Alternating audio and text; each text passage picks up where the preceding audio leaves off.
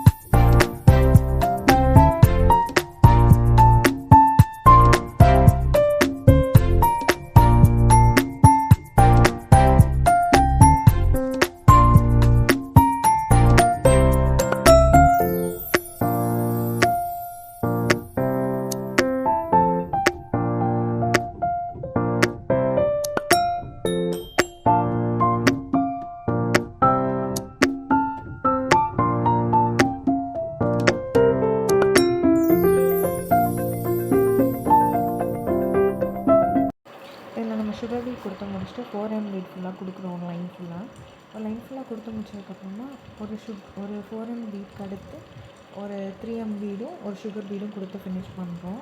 இந்த மாதிரி ஒரு லைன் ஃபுல்லாக ஃபினிஷ் பண்ணி முடிச்சதுக்கப்புறமா நம்ம செக்கட் பேட்டர்ன் தான் ட்ரை பண்ண போகிறோம். ஸோ செக்கட் பேட்டர்ன் வந்து ஃபுல்லாக மார்க் பண்ணிவிட்டு அதில் வந்து சுகர் பீட் ஃபுல்லாக கொடுத்து முடிக்கிறோம்.